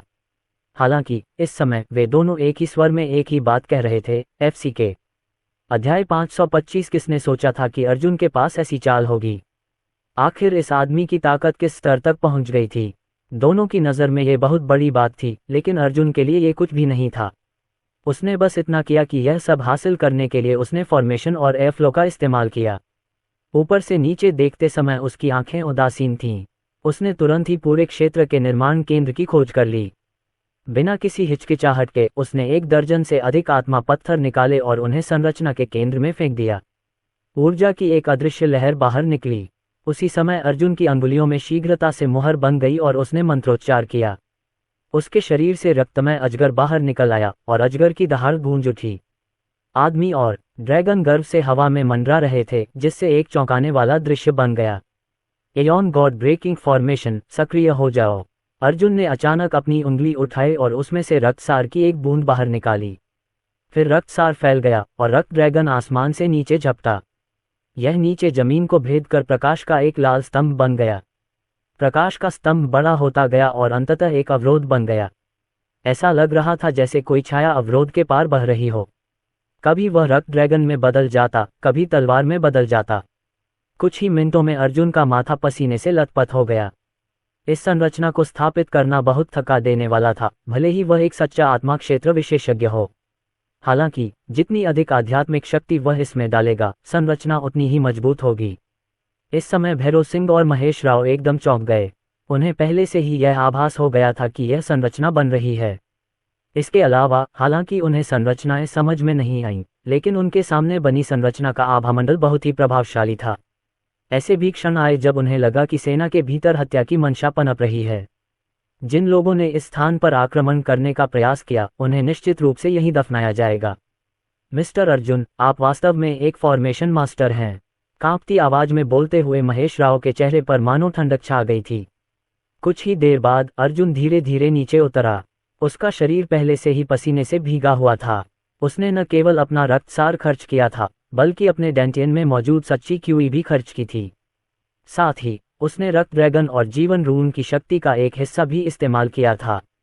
ये संरचना देखकर अर्जुन ने संतोष से सांस छोड़ी। एयॉन गॉड ब्रेकिंग संरचना उन लोगों की रक्षा करने के लिए पर्याप्त मजबूत होगी जिनकी वह परवाह करता है। अब समय हो गया है, इसलिए मैं तुम लोगों को और नहीं रोकूंगा। मैं पहले जाकर आराम करूंगा, अर्जुन ने कहा। भैरव सिंह कुछ कहना चाहते थे, लेकिन उन्होंने अपनी बात रोक ली। आखिरकार उनका और महेश राव का उद्देश्य जियांग दाओ पर्वत के बारे में पूछना था। अर्जुन ने कुछ कदम आगे बढ़ते ही कुछ देखा। क्या कुछ और है? कोई बात नहीं, हम अब चलेंगे। मुझे बताओ, क्या वे लोग मेरे लिए फिर से मुश्किलें खड़ी करने की योजना बना रहे हैं? वैसे मैं योग्यता या रैंक की परवाह नहीं करता। भैरव सिंह ने अपना सिर हिलाया और कुछ सेकंड के लिए झिझकते हुए कहा, मी अर्जुन, उस व्यक्ति ने मुझसे आपसे कुछ पूछने के लिए कहा था। जियांग दाओ पर्वत के गायब होने के बारे में। इससे पहले कि वह अपनी बात पूरी कर पाता, अर्जुन ने कहा, मैंने जियांग दाओ पर्वत को नष्ट कर दिया और मैंने राघव सेन के नेतृत्व वाले 10 संरक्षकों को मार डाला। ये कहकर अर्जुन चला गया। भैरव सिंह को यही उत्तर चाहिए था, इसलिए उसे झूठ बोलने की कोई जरूरत नहीं थी। भैरव सिंह और महेश राव ने एक दूसरे की ओर देखा और उनकी आंखों में आश्चर्य देखा। हर किसी का ध्यान जियांग दाओ माउंटेन के गायब होने पर था और उन्हें उम्मीद नहीं थी कि राघव सेन का गुट अर्जुन द्वारा मारा जाएगा। 1 बनाम 10, क्या सचमुच हुआक्सिया में कोई इतना उच्च कोटि का विशेषज्ञ था? अर्जुन साधना कक्ष में पहुंचे। आंखें बंद करते ही काला पत्थर बाहर तैरने लगा और उसके चारों ओर आध्यात्मिक ऊर्जा प्रवाहित होने लगी। संसार शमशान भी प्रकट हुआ। चेन त्यानली ने अर्जुन को दिलचस्पी से देखा। अब आखिरकार मेरे लिए तुम्हें पूरी तलवार तकनीक सिखाने का समय आ गया है। असंख्य दावों तलवार मास्टर के रूप में मेरा दाव स्वाभाविक रूप से तलवार दाव है। आप वर्तमान में सच्चे आत्मा क्षेत्र में पहुंच चुके हैं, लेकिन अगर आप इसका 10% भी समझ पाते हैं तो आपको बहुत फायदा होगा। अर्जुन को महसूस हो रहा था कि चेन त्यानली की आभा कमजोर हो गई है। उसके पास ज्यादा समय नहीं बचा था। वह अपनी स्थिति को समायोजित करना चाहता था, लेकिन इसके बारे में सोचने के बाद उसने ऐसा न करने का फैसला किया। चेन त्यानली की तलवार की तकनीक सीखना अब सबसे महत्वपूर्ण काम था। चेन त्यानली ने अपने हाथ उसकी पीठ के पीछे रखे और उदासीनता से पूछा, शिष्य, क्या आप जानते हैं कि तलवार दाव क्या है? वह जवाब देने से पहले अर्जुन ने कुछ सेकंड तक सोचा। चेन त्यानली ने अपना सिर हिलाया। हालांकि आपने वध के दाव पर कदम रखा है, वध सिर्फ बल का एक रूप है। यह आपकी ताकत बढ़ा सकता है, लेकिन इसे तलवार दाव नहीं कहा जा सकता। सच्ची तलवार दाव शून्यता है। अदृश्य तलवारें सबसे घातक होती हैं। तलवार दाव का सर्वोच्च क्षेत्र सब कुछ नियंत्रित करना और सब कुछ के साथ विलय करना है। उस समय कागज का एक टुकड़ा, एक पत्ता और यहाँ तक कि हवा भी आपकी तलवार बन सकती है। अर्जुन ऐसे गंभीर शब्दों को समझ नहीं पाया। वह कुछ कहने ही वाला था कि चेन त्यानली हिल गया। शिष्य, मैं अपनी शक्ति को तुम्हारे बराबर दबा दूंगा, फिर तुम मुझ पर हमला करने के लिए आत्मा दमनकारी तलवार का उपयोग करोगे। याद रखो, तुम पीछे नहीं हट सकते। कुछ ही क्षणों बाद चेन त्यानली का पूरा शरीर हत्या के इरादे से भर गया। ठीक है, अर्जुन ने चेन त्यानली की ओर आंखें सिकोड़कर देखा। उसने अपने हाथ में आत्मा को दबाने वाली तलवार पकड़ी और गहरी आवाज में दहाड़ा। जब बात अपने समान स्तर के लोगों से लड़ने की आती थी तो अर्जुन ने डर थे। शिष्य, मुझे तलवार की मंशा को सघन करने के लिए कोई कदम उठाने की भी जरूरत नहीं है। चेन त्यानली चिल्लाते हुए अपनी आंखें सिकोड़ लीं। श्वा, चेन त्यानली ने एक लंबी चीख मारी और अचानक अपने स्थान से गायब हो गया। अर्जुन को खतरे का गहरा एहसास हुआ और उसके चेहरे के हाव भाव पूरी तरह बदल गए। स्वर्ग विभाजक तलवार की दूसरी चाल, टूटते सितारे। उसने पीछे हटने की हिम्मत नहीं की। जैसे ही उसकी तलवार चली, तेज हवाएं चलने लगीं और आकाश धूल से भर गया। चेन त्यानली की आकृति प्रकट हुई। उसने अपनी आंखें बंद कर लीं और हवा में एक तेज तलवार प्रकट हुई। यह इंद्रधनुष में बदल गई और अर्जुन की ओर चली गई। अध्याय 526। जब ये तलवार का प्रहार हुआ तो पूरा संसार शमशान जम गया और अर्जुन को लगा जैसे वह दलदल में गिर गया है और खुद को बाहर निकालने में असमर्थ है। चेन त्यानली की तलवार की नीयत से अर्जुन अपनी रक्षा कैसे करेगा? भय ने उसके हृदय को जकड़ लिया। चेन त्यानली ने अर्जुन की बराबरी करने के लिए अपनी साधना को दबा दिया था, लेकिन उसकी तलवार की नीयत हर चीज से कहीं बढ़कर थी।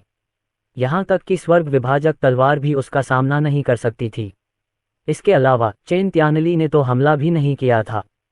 क्या शक्तिशाली तलवार क्यूई और एक प्रभावशाली तलवार तकनीक। तोड़ना। अर्जुन ने अपनी तलवार क्षैतिज दिशा में घुमाई। ठंडी हवाएं चलने लगीं और धरती हिलने लगी। अर्जुन चेन त्यानली के हमले का मुकाबला करने के लिए शक्ति का उपयोग करना चाहता था। अचानक दोनों तलवारों के आपस में जोरदार टकराव होने से जोरदार विस्फोट हुआ। अर्जुन के हाथ से आत्मा दमन तलवार छूट गई और उसने मुंह में खून थूक दिया। चेन त्यानली ने अपनी आंखें खोलीं और अपनी उंगली से अर्जुन के माथे को थपथपाया। फिर उसने धीरे से कहा, इस तलवार की तकनीक को असंख्य विनाश दांवों की तलवार कहा जाता है। ये बिना किसी निशान के मार सकती है। ये किसी के शरीर में सच्ची क्यूई को सक्रिय कर सकती है और किसी भी बाधा को तोड़ सकती है। कैसे? अर्जुन ने सच्चाई से पूछा। उसे तकनीक में कोई भी खामी नजर नहीं आई, तो फिर वह इसे कैसे समझ सकता था? चेन त्यानली मुस्कुराया और असंख्य विनाश दांवों की तलवार को फिर से संघनित किया। फिर से, आज आपको इस तलवारबाजी तकनीक में निपुणता हासिल करनी है। ऐसा कहकर उसने पुनः अर्जुन पर आक्रमण किया। अर्जुन ने सांस लेने की भी जहमत नहीं उठाई। उसने तुरंत ही हमले को रोकने के लिए आत्मा दमन तलवार का इस्तेमाल किया। हालांकि आत्मा को दबाने वाली तलवार बार बार उसके हाथ से छूटकर उड़ जाती थी। उसके अंदरूनी अंग कांप रहे थे। फिर भी उन्होंने इस तलवार तकनीक की कुछ समझ हासिल कर ली थी। उसी समय कुनलुन पर्वत में अजीब कपड़े पहने दर्जनों लोग गहराई से बाहर निकले। उन्होंने अपने हाथों में एक चित्र पकड़ रखा था, जिसमें तलवार जैसी भौहों, ठंडे स्वरूप और रहस्यमय आभा वाले एक युवक को दर्शाया गया था। यदि अर्जुन यहाँ होते तो उन्हें निश्चित रूप से पता चल जाता कि चित्र में दिख रहा युवक वही है। ये दर्जनों लोग रक्त गठबंधन के विशेषज्ञ थे। इस बार ब्लड एलायंस का केवल एक ही लक्ष्य था, पूरे हुआक्सिया मार्शल आर्ट जगत पर दबाव डालना और उन्हें अर्जुन को सौंपने के लिए मजबूर करना।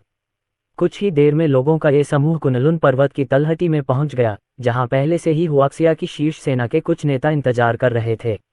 ये नेता काफी मजबूत थे, लेकिन कुनलुन पर्वत पर कदम रखने के लिए योग्य नहीं थे। हालांकि वे अच्छी तरह से जानते थे कि जब तक वे कुनलुन पर्वत के किसी विशेषज्ञ के करीब पहुंच सकते हैं, तब तक एक अवसर अवश्य मिलेगा। इसलिए जब उन्होंने इतने सारे कुनलुन साधकों को देखा तो हुआक्सिया मार्शल आर्ट की दुनिया के नेता घबरा गए। क्या हुआक्सिया में कुछ बड़ी घटना घटी? महोदय, मैं हुआक्सिया के किंगचेंग संप्रदाय का संप्रदाय गुरु हूँ। मैं लंबे समय से आपका प्रशंसक हूँ और मैंने हमारे होटल में पहले ही स्वादिष्ट भोजन तैयार कर लिया है। कृपया। इससे पहले कि वह अपनी बात पूरी कर पाता, ब्लड एलायंस के एक विशेषज्ञ ने आगे बढ़कर दूसरे पक्ष के सिर को अपने हाथ से पकड़ लिया। कच! एक भयानक ध्वनि के साथ संप्रदाय प्रमुख का सिर काट दिया गया। ये दृश्य देखकर वहां मौजूद सभी लोग दंग रह गए। ये विशेषज्ञ इतने गुस्सैल स्वभाव के थे कि वे लोगों को बिना सोचे समझे मार देते थे। यद्यपि उनमें वास्तव में इस प्रकार कार्य करने की योग्यता थी, फिर भी ये बहुत ज्यादा था।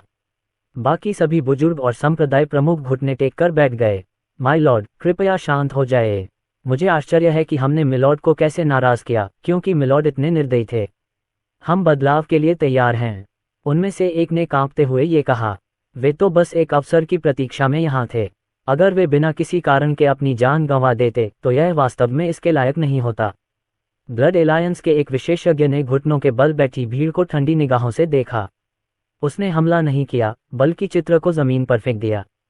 मुझे परवाह नहीं कि तुम कौन हो, मैं इस बदमाश को 2 दिन के अंदर चित्र में देखना चाहता हूँ। इस बदमाश ने हमारे लोगों को मार डाला।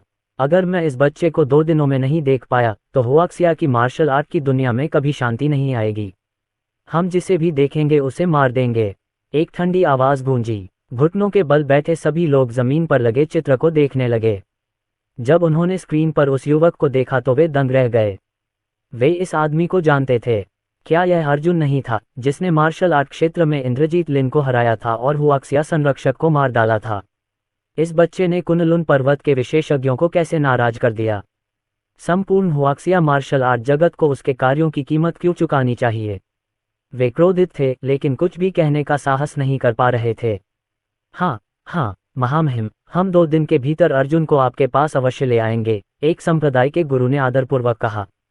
ब्लड एलायंस के विशेषज्ञ ने बोलने वाले व्यक्ति की ओर देखा। उसने अपनी कमर से तलवार निकाली और उसे दूसरे पक्ष की ठोड़ी पर दबा दिया। उसने उदासीनता से कहा, आपका प्रदर्शन बुरा नहीं है, वैसे भी फरमान सुनाने के लिए सिर्फ एक व्यक्ति की जरूरत है, उसके अलावा किसी को जीवित मत छोड़ना। जैसे ही उसने बोलना समाप्त किया, तेज हवा के झोंके इस संप्रदाय के गुरु के चारों ओर आ गए और एक क्षण में उसके चारों ओर दयनीय चीखें गूंजने लगीं। कुछ ही सेकंड में उसके आसपास के सभी लोग मर गए। वह अकेला जीवित बचा था। वह हुआक्सिया में एक शीर्ष विशेषज्ञ माना जाता था, लेकिन इस समय वह बेहद तुच्छ महसूस कर रहा था। यदि वह खड़े होकर नहीं बोलते तो उन्हें भी निश्चित रूप से उनके आसपास के अन्य लोगों की तरह नरक में डाल दिया जाता। ये कुनलुन पर्वत का अधिकार और शक्ति थी। सबसे महत्वपूर्ण बात यह है कि इस सब के पीछे अपराधी अर्जुन था। इस समय उसने अपनी सारी नफरत अर्जुन पर उतार दी थी। अगर अर्जुन 2 दिन के भीतर इन विशेषज्ञों को संतोषजनक जवाब नहीं दे पाया तो वह हुआक्सिया मार्शल आर्ट की दुनिया का पापी बन जाएगा। इस समय ब्लड अलायंस के एक विशेषज्ञ ने नीचे बैठकर उसके चेहरे पर थपथपाया।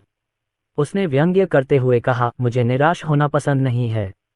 अगर मैं इस बच्चे को नहीं देख पाया तो जब हम आगे बढ़ेंगे तो सबसे पहले मरने वाला तुम होगे। अध्याय 527। एक शांत आंगन वाले घर में एक बूढ़ा आदमी भैरव सिंह के साथ शतरंज खेल रहा था।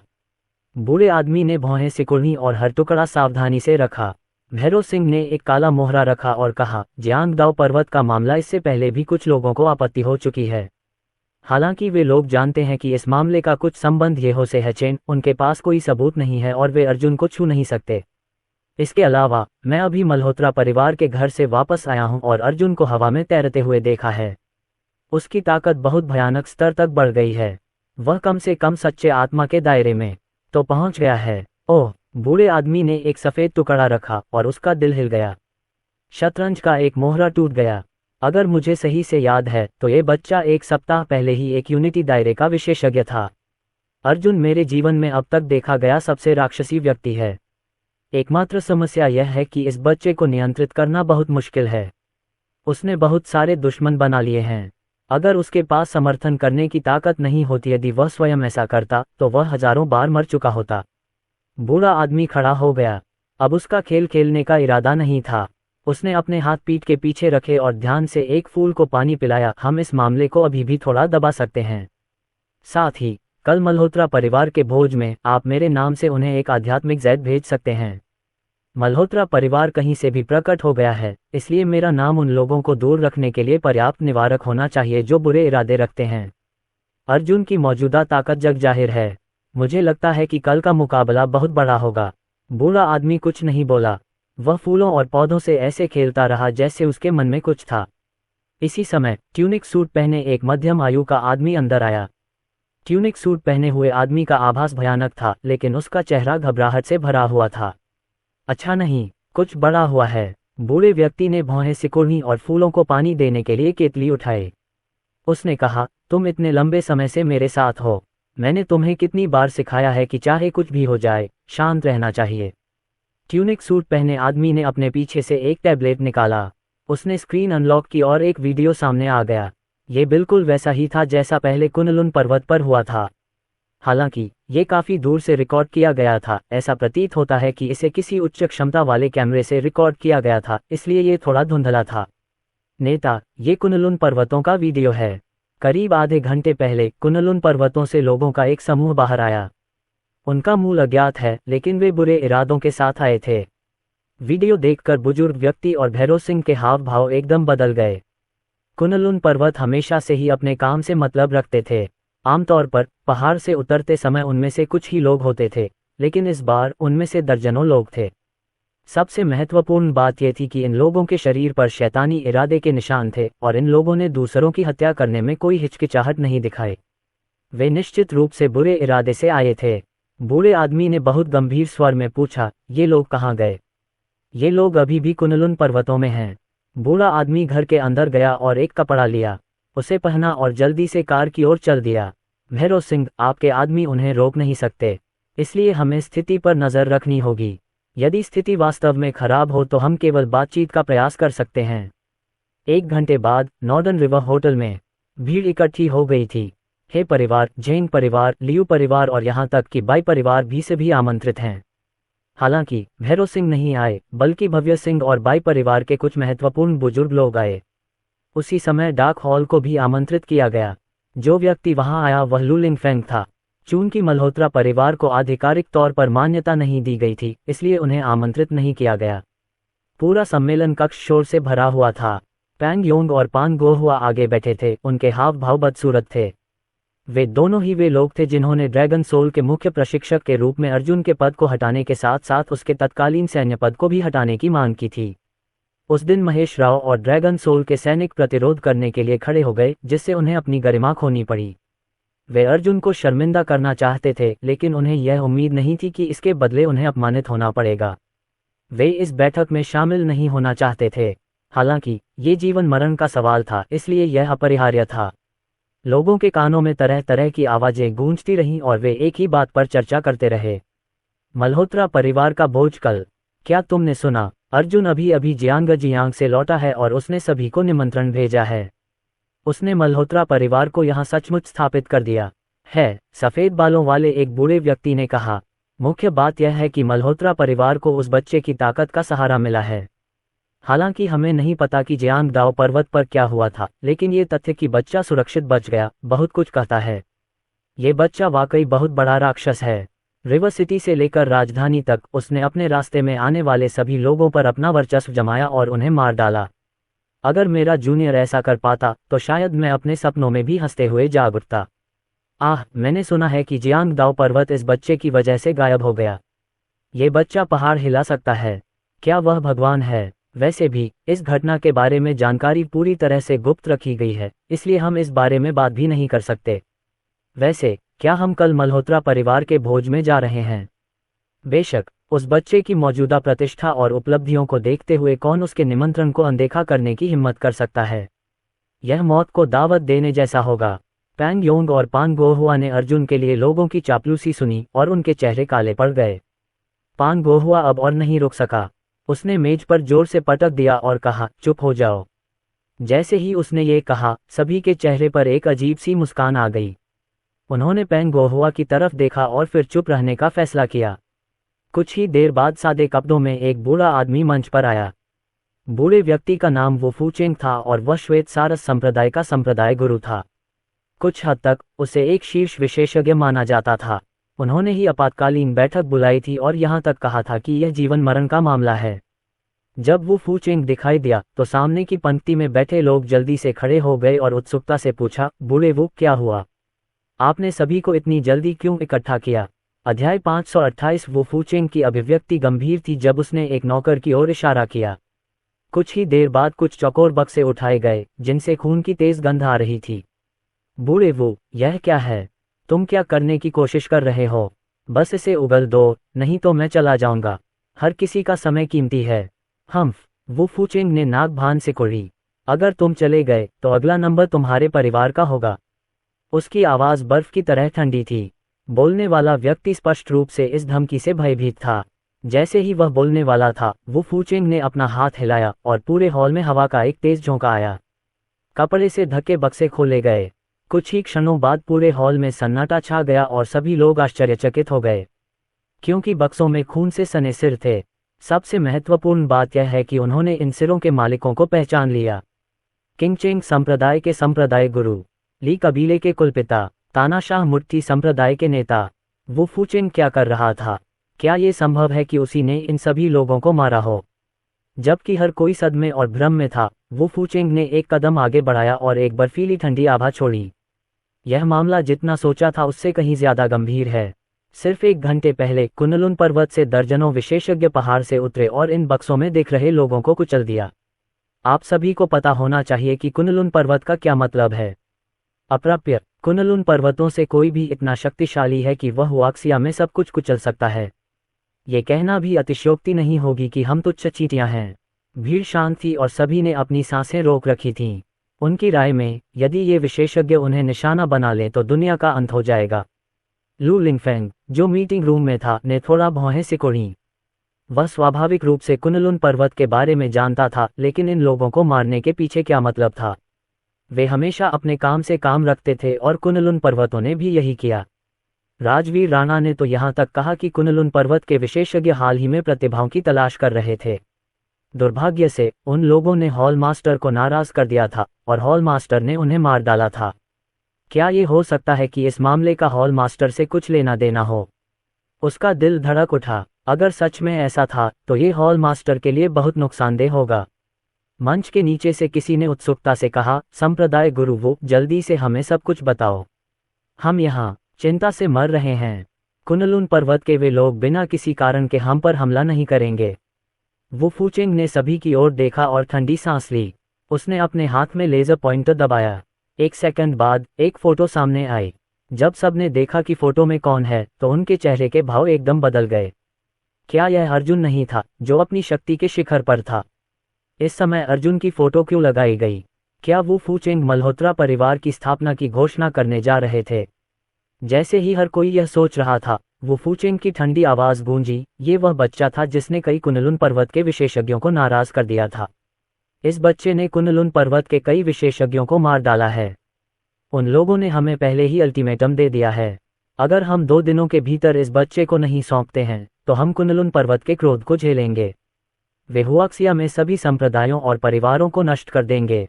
क्या आपको लगता है कि यह मामला अब जीवन और मृत्यु से संबंधित है? या तो वह मरेगा या हम सब उसके साथ मरेंगे। वो फूचेंग के शब्द पूरे सम्मेलन कक्ष में गूंज उठे और सभी के भाव पूरी तरह बदल गए।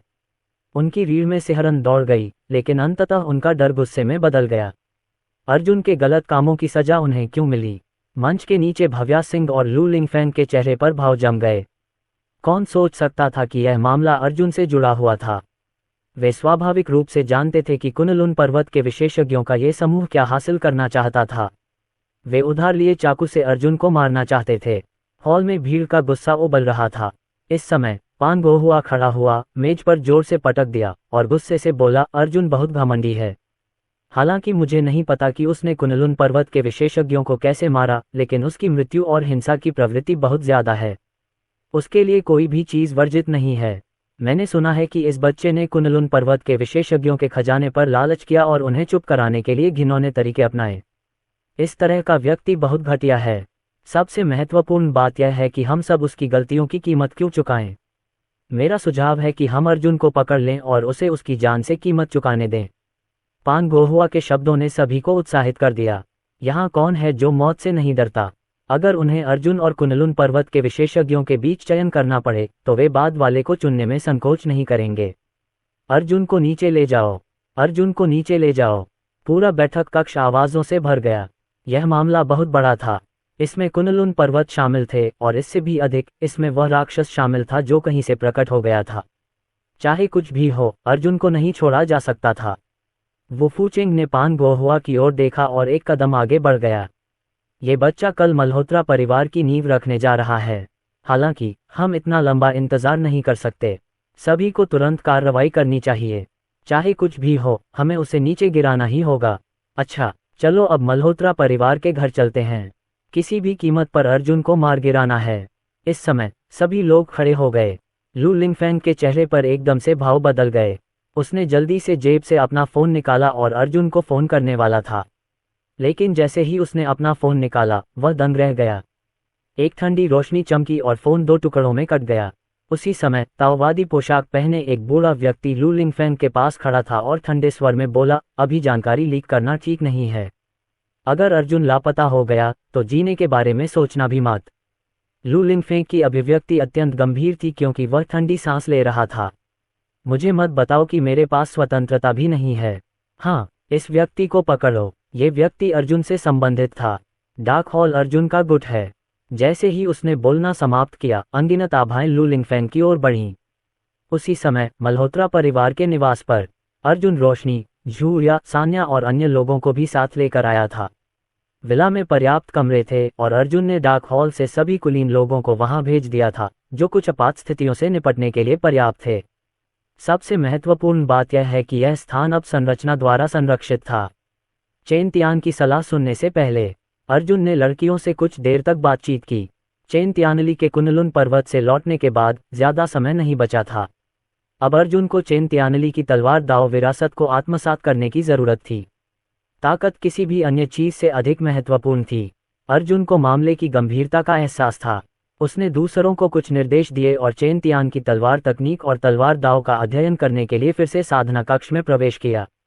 विमला ने लड़कियों को मल्होत्रा परिवार के साथ घुमाया। सच कहूं तो वह उनके व्यक्तित्व और रूप रंग से बहुत संतुष्ट थी। बेशक यह अभी भी अर्जुन की पसंद पर निर्भर करता था। कुछ देर बाद उन्हें जयंत जोशी का फोन आया। अध्याय 529। दूसरे भाई, क्या हुआ? बहन, तुम और अर्जुन अभी कहाँ हो? जयंत जोशी ने उत्सुकता भरे स्वर में पूछा। मल्होत्रा परिवार के घर में।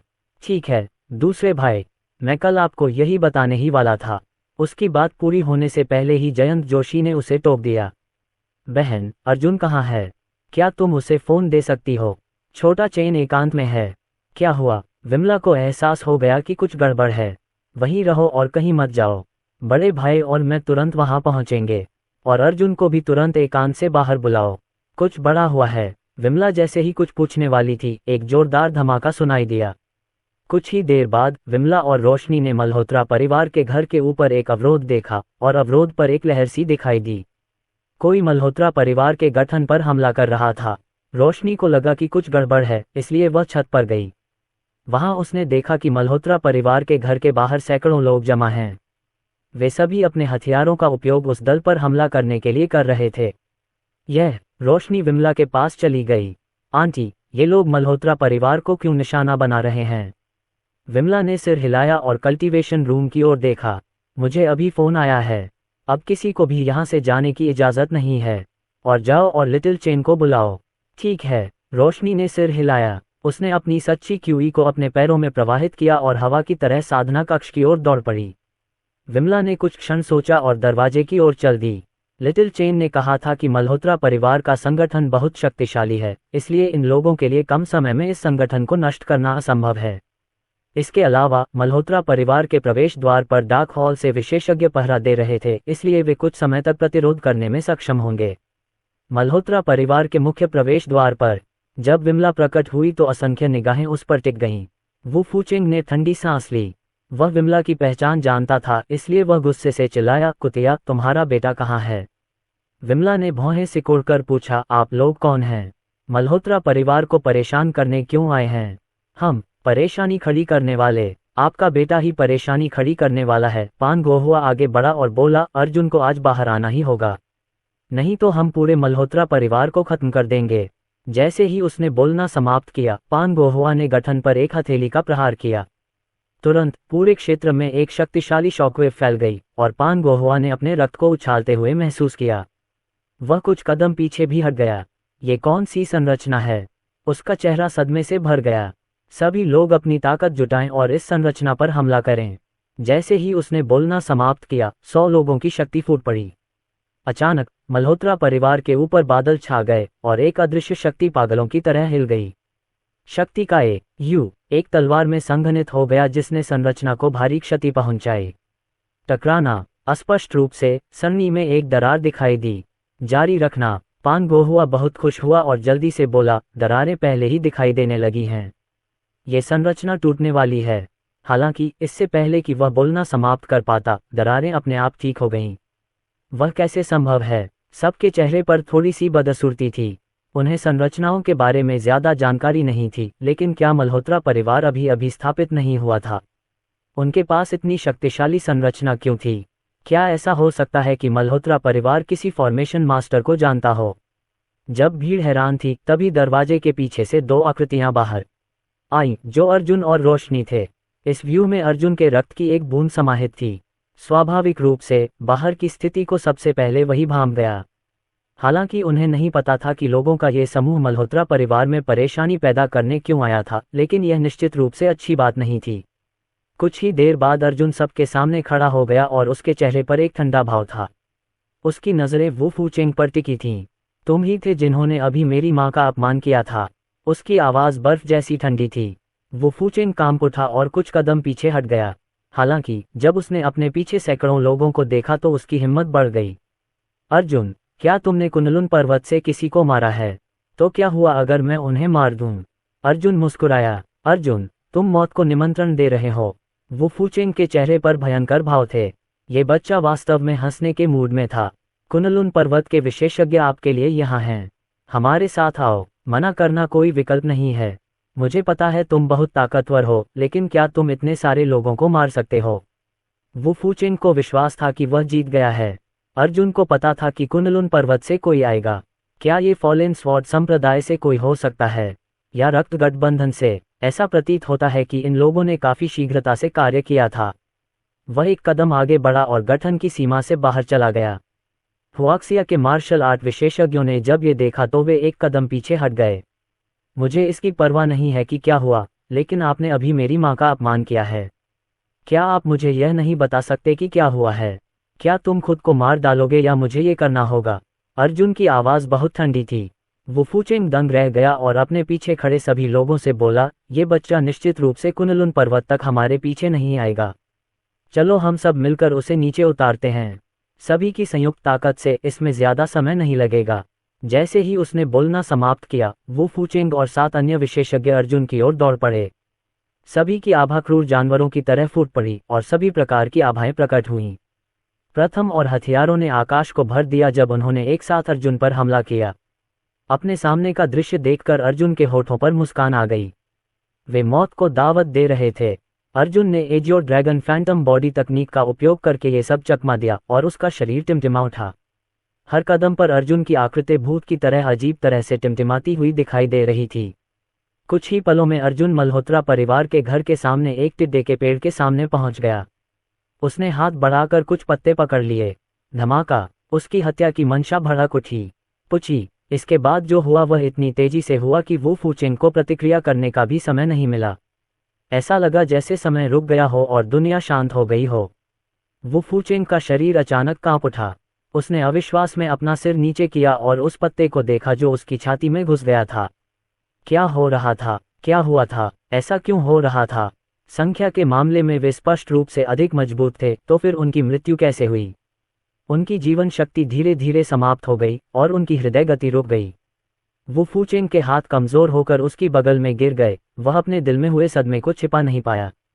वह वास्तव में एक साधारण पत्ते की तरह मर गया था। वह इसे स्वीकार नहीं कर सका। अर्जुन ने शांति से कहा, मैं तुम्हारा सिर कुचलना चाहता था, लेकिन मैं नहीं चाहता था कि मल्होत्रा परिवार का घर खून से सना हो, खासकर तुम्हारे खून जितना गंदा खून। जैसे ही उसने बोलना समाप्त किया, उसने अपनी कलाई हिलाई और कुछ और पत्तियां बाहर निकल आईं। जिन लोगों ने हमला किया था उनकी छाती पर भयानक घाव दिखाई दिए। खून तो नहीं निकला, लेकिन वे सब जमीन पर गिर पड़े। अर्जुन ने कुछ ही सेकंड के अंदर 7 विशेषज्ञों को मार गिराया था, और यह सब उसने पत्तों से किया था। अर्जुन की शक्ति वास्तव में इतनी भयानक थी। अध्याय 530। इस दृश्य ने सभी को पूरी तरह से झकझोर दिया। यहाँ सभी जानते थे कि अर्जुन बहुत शक्तिशाली है, अन्यथा इंद्रजीत लिन को मार्शल आर्ट के क्षेत्र में पराजित नहीं किया जा सकता था, न ही लिन परिवार नष्ट हो सकता था। हालांकि उन्होंने सोचा था कि मार्शल आर्ट की दुनिया में सभी की संयुक्त ताकतें उसे आत्मसमर्पण करने के लिए मजबूर कर देंगी। इसके बजाय चीजें इस तरह कैसे बदल गईं। इसके अलावा मार्शल आर्ट विशेषज्ञों को मारने के लिए पत्तियों का उपयोग करना, यहाँ तक कि संरक्षक भी ऐसा नहीं कर पाएंगे, है ना? सभी के चेहरे पर अत्यंत कुरूपता थी, मानो उन्होंने मक्खी खा ली हो। क्या सचमुच उन्हें इतने अपमानजनक तरीके से पराजित किया गया? कौन आगे जाना चाहता है? इस पेड़ पर बहुत सारी पत्तियां हैं, इसलिए मुझे इसे थोड़ा काटना होगा। अर्जुन के हाथ में कुछ और पत्ते दिखाई दिए, लेकिन इन विशेषज्ञों को अब ये पत्ते पत्ते नहीं लग रहे थे। इसके बजाय अर्जुन के हाथ में ये घातक तीर थे। सभी ने अवचेतन रूप से अर्जुन से पर्याप्त दूरी बनाए रखने के लिए 3 कदम पीछे हट लिए। इसी समय एक अधेड़ उम्र का आदमी सामने आया। अर्जुन, क्या तुम सचमुच संतुष्ट होने से पहले पूरे हुआक्सिया मार्शल आर्ट की दुनिया को नष्ट करना चाहते हो? पहले आपने कुनलुन पर्वत के विशेषज्ञों को मार डाला और अब आप हुआक्सिया के संप्रदाय के नेताओं को मार रहे हैं। क्या आप उस मार्शल आर्ट की नींव को नष्ट करने जा रहे हैं जिसे हुआक्सिया ने हजारों सालों से बनाया है? क्या आप अपनी ताकत से जो चाहें वो करने जा रहे हैं? मध्यम आयु वर्ग के व्यक्ति ने सभी के विचार व्यक्त किए। अर्जुन ने अपने हाथ में पत्ते के साथ खेला और शांति से कहा, मुझे आपको निराश करने के लिए वास्तव में खेद है, लेकिन ताकत के साथ मैं वास्तव में जो चाहूं कर सकता हूं। तुम लोग बहुत शोर मचाते हो। मेरी एकांत साधना तुम लोगों ने बर्बाद कर दी है। अगर तुम अभी नहीं गए तो सब मर जाएंगे। एक स्पष्ट धमकी। हालांकि अर्जुन वास्तव में ये धमकी देने के लिए योग्य था। हा हा हा। इस समय भीड़ में अचानक हंसी की आवाजें गूंज उठीं। बड़े डुगू। जब लोगों ने आगे आए व्यक्ति को देखा तो सभी ने झट से सिर झुका लिया। प्रसिद्ध एल्डर डुगू को हमेशा दुनिया से छिपा कर रखा गया था और वह हुआक्सिया के उन कुछ मार्शल कलाकारों में से एक थे जो कुनलुन पर्वत पर गए थे। किसी को उम्मीद नहीं थी कि अत्यंत सम्मानित एल्डर डुगू इस समय यहाँ प्रकट होंगे। क्या ऐसा हो सकता है कि वह अर्जुन को मारने भी आया था? एल्डर डुगू अर्जुन के पास गया और उसे दिलचस्पी से देखा। फिर उसने कहा, मैंने बहुत समय से सुना है कि हुआक्सिया की मार्शल आर्ट की दुनिया में एक घमंडी व्यक्ति है जो इसे साबित करने की ताकत रखता है। मुझे लगा कि यह सिर्फ एक अफवाह है, लेकिन अब ऐसा लगता है कि यह सच था। अर्जुन, क्या तुम सचमुच सोचते हो कि तुम अपनी ताकत से सब कुछ नियंत्रित कर सकते हो?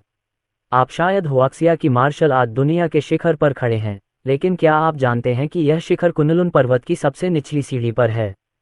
तुम अभी भी जवान हो और तुम्हें अभी भी संयमित रहने की जरूरत है। अहंकारी होने से तुम्हें कोई फायदा नहीं होगा। मैंने पहले ही किसी को हुआक्सिया के नेताओं और संरक्षकों को यह बताने के लिए भेज दिया है कि आपके कार्यों ने नियमों का उल्लंघन किया है। चाहे कुछ भी हो, आपको आज अपने कार्यों की कीमत चुकानी होगी। अर्जुन की आंखें ठंडी थीं जब उसने दूसरे पक्ष की ओर देखा और नाक भान से कुड़ी। तुम अपने आप को क्या समझते हो? क्या मुझे ऐसा लगता है कि मुझे तुम्हारे घटिया मार्गदर्शन की जरूरत है? जैसे ही उसने ये कहा, सबके चेहरे के भाव बदल गए। अर्जुन बड़े डुगू की भी उपेक्षा कर रहा था। क्या ये बच्चा पागल था? एल्डर डुगू एक विशेषज्ञ थे जो हुआक्सिया मार्शल आर्ट की दुनिया और कुनलुन पर्वत का हिस्सा थे। उसकी ताकत प्रभावशाली थी। अगर उसे उस समय वापस आने के लिए पत्र न मिला होता जब हुआक्सिया को उसकी सबसे ज्यादा जरूरत थी, तो कुनलुन पर्वतों में उसकी स्थिति निश्चित रूप से असाधारण होती। यहाँ तक कि उस व्यक्ति और भैरव सिंह को भी उसके साथ सम्मानपूर्वक व्यवहार करना पड़ा। पान गोहुआ भीड़ में अलग दिख रहा था। अर्जुन, कल मल्होत्रा परिवार का भोज है। वर्तमान स्थिति के आधार पर आपको क्या लगता है कि कौन कौन आएगा? आप हुआक्सिया की मार्शल आर्ट दुनिया के एक पापी हैं। यदि आप उन कुनलुन साधकों के सामने अपनी गलती स्वीकार करने और माफी मांगने के लिए घुटने टेकने की पहल नहीं करते हैं, तो आपको पूरे हुआक्सिया मार्शल आर्ट दुनिया के क्रोध का सामना करना पड़ेगा। क्या आप वास्तव में हुआक्सिया की मार्शल आर्ट दुनिया के सार्वजनिक दुश्मन बनना चाहते हैं? इन शब्दों ने उसके पीछे खड़े लोगों को उत्तेजित कर दिया। भीड़ ने एक स्वर में नारा लगाया, पाप करने वाला, पाप करने वाला। इस समय अर्जुन वह व्यक्ति था जिससे हर कोई सबसे ज्यादा नफरत करता था। ये देखकर विमला अवरोध को छोड़कर अर्जुन के पक्ष में बोलना चाहती थी, लेकिन उसे जल्द ही एहसास हो गया कि अवरोध को सील कर दिया गया है। ये स्पष्ट था कि अर्जुन अकेले ही इससे निपटना चाहता था। ये सुनकर अर्जुन ने पान गोहुआ को देखा। उसकी आंखों में क्रोध की झलक थी। ये वही आदमी था जिसने सबके सामने उससे उसकी सैन्य रैंक और ड्रैगन सोल के मुख्य प्रशिक्षक का पद छीन लिया था। ऐसा लग रहा था कि इस आदमी ने किसी तरह से यहाँ आने और फिर से उनकी आलोचना करने का साहस जुटा लिया था। पापी, हम्फ। अर्जुन ने स्वाभाविक रूप से स्वीकार कर लिया कि उसने क्या किया है और वह कुनलुन पर्वत से होने वाले जवाबी हमले से निपटने के लिए तैयार था। हालांकि इन लोगों के कार्यों से वह बहुत दुखी हुआ। अर्जुन की आंखें ठंडी हो गईं और उसने कहा, मुझे नहीं लगता कि तुम एक बात के बारे में स्पष्ट हो। मुझे कल के भोज में किसी के आने की जरूरत नहीं है। जब तक वे मेरे बारे में अच्छा सोचते हैं, मैं, अर्जुन, स्वाभाविक रूप से उनका स्वागत करूंगा। चूंकि यहाँ सभी लोग हैं, इसलिए मैं सिर्फ एक बात कहना चाहता हूँ। मेरे मल्होत्रा परिवार को किसी भी परिवार के साथ गठबंधन बनाने की जरूरत नहीं है। मुझे किसी के समर्थन की जरूरत नहीं है, लेकिन अगर हम दोस्त हैं तो मैं आपकी रक्षा करूंगा। हालांकि अगर आप दुश्मन हैं तो सिर्फ मौत और यातना ही आपका इंतजार कर रही है। ये हमारे मल्होत्रा परिवार का सिद्धांत है।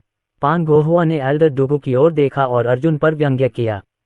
दोस्तों, पूरे हुआक्सिया मार्शल आर्ट जगत में कौन तुम्हारा दोस्त बनने की हिम्मत करेगा? आप कल का सूरज देखने के लिए जीवित रह पाएंगे या नहीं, यह अभी भी अज्ञात है। पान गोहुआ के शब्द हर किसी के दिल में गूंज उठे। इसी समय 3 आकृतियां दौड़ती हुई आईं। ओल्ड मास्टर जियांग, जियांग वैंटियन और जयंत जोशी। बूढ़े मास्टर जियांग पान गोहुआ के पास आए और उसे ठंडी निगाहों से देखा। उन्होंने कहा, हमारा जियांग परिवार मल्होत्रा परिवार का सहयोगी है। ये कैसा रहेगा? जो कोई भी आज मल्होत्रा परिवार को छूने की हिम्मत करेगा, उसे बिना किसी दया के मार दिया जाएगा। जैसे ही उन्होंने ये कहा, सभी लोग दंग रह गए, क्योंकि वहां उपस्थित अधिकांश लोग ओल्ड मास्टर जियांग के चरित्र को जानते थे। जिद्दी, पागल और विमला के परिवार के प्रति अत्यंत घृणा करने वाला। हालांकि वर्तमान स्थिति कुछ और ही संकेत देती है। विमला ने जब ये सब देखा तो उसने अपनी मुट्ठी भींच ली। मल्होत्रा परिवार की खातिर उसके पिता ने अपनी चोटों की परवाह किए बिना सीधे आकर मदद की थी, और यह बात उसके सबसे बड़े भाई और दूसरे भाई के लिए भी सच थी। जियांग परिवार मल्होत्रा परिवार के साथ मिलकर पूरे हुआक्सिया मार्शल आर्ट जगत के खिलाफ लड़ने को तैयार था। पान गोहुआ का चेहरा थोड़ा उदास था। जियांग परिवार का फैसला निस्संदेह उसके चेहरे पर तमाचा था। उसने ओल्ड मास्टर जियांग को घूरते हुए कहा, ओल्ड मास्टर जियांग, क्या आप वास्तव में जियांग परिवार को अपने साथ नीचे खींचना चाहते हैं? मैं तुम्हें बता दूं, इस बार अर्जुन ने दर्जनों कुनलुन साधकों को नाराज कर दिया है। अगर वे 2 दिनों के भीतर अर्जुन को नहीं पकड़ पाते तो वे निश्चित रूप से हत्याओं का सिलसिला शुरू कर देंगे। उस समय तुम्हारा जियांग परिवार मौत से बच नहीं पाएगा। अध्याय 531। किसी समय ओल्ड मास्टर जियांग के हाथ में एक तलवार दिखाई दी थी। उनकी ठंडी आवाज गरज की तरह गूंजती थी। सबसे पहले, विमला मेरी बेटी है और अर्जुन मेरा पोता है। उनके बड़े होने के नाते मुझे अपनी जान देकर भी उनकी रक्षा करनी चाहिए। मैं 20 साल से उलझन में हूँ, लेकिन अब पहले जैसा नहीं रहा।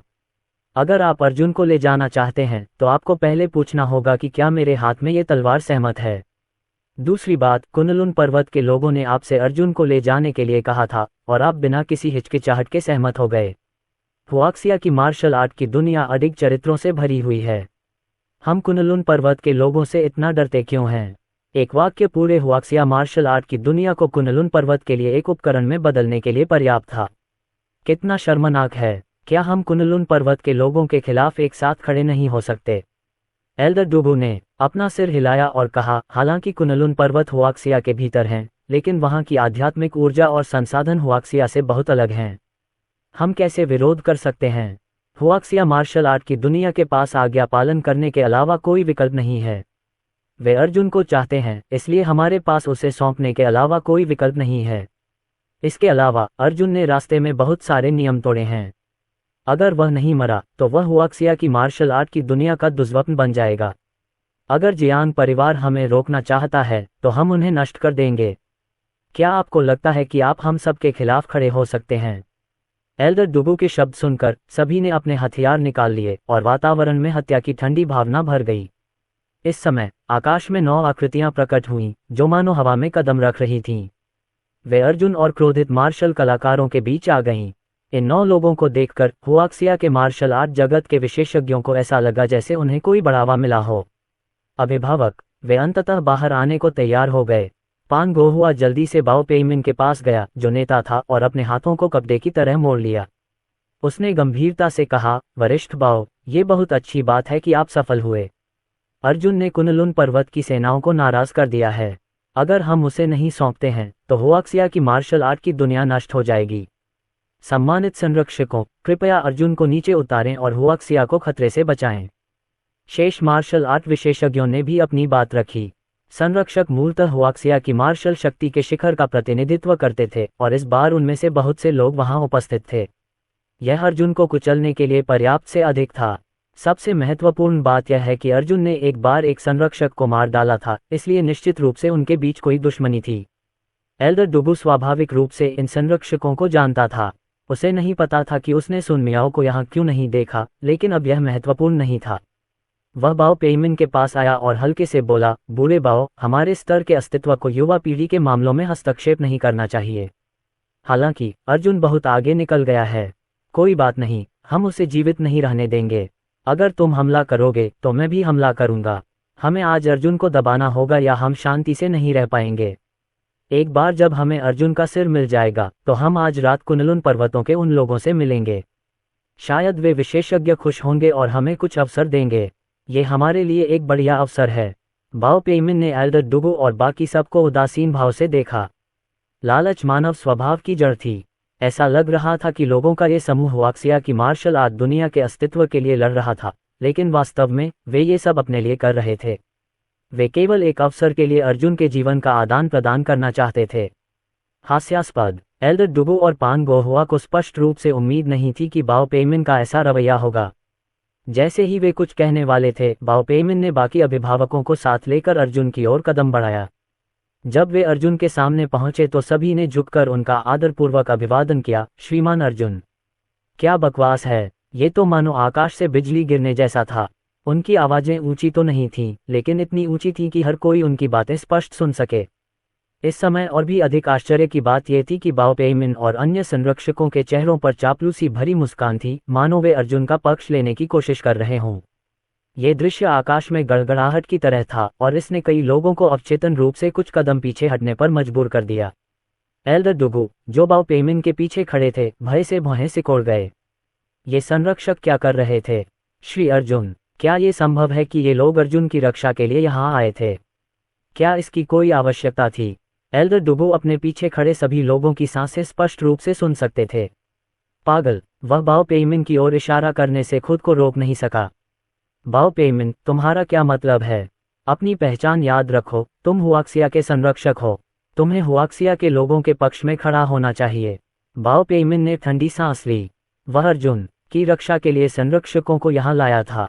अर्जुन का जीवन और मृत्यु हुआक्सिया के भाग्य से संबंधित था। यहाँ तक कि कुनलुन पर्वत के विशेषज्ञ भी इसकी तुलना में कुछ नहीं थे। अर्जुन के पीछे का सर्वशक्तिमान विशेषज्ञ एक अमर था, एक ऐसा अस्तित्व जो एक हाथ से कुनलुन पर्वत से एक संप्रदाय को दबा सकता था। कुनलुन पर्वतों में कितने विशेषज्ञ उड़ती हुई तलवार पर उड़ सकते थे, उन्हें किसी के बारे में पता नहीं था। उस दिन का दृश्य इन अभिभावकों की स्मृतियों में लंबे समय तक अंकित रहा। बड़े दुगु, आपको अभिभावकों के मामलों में हस्तक्षेप करने का कोई अधिकार नहीं है। यदि आप आज श्री अर्जुन को छूना चाहते हैं तो आपको पहले हमारे शरीर पर से पैर रखना होगा। जैसे ही ये शब्द कहे गए, एल्डर डुगु को अपमानित महसूस हुआ।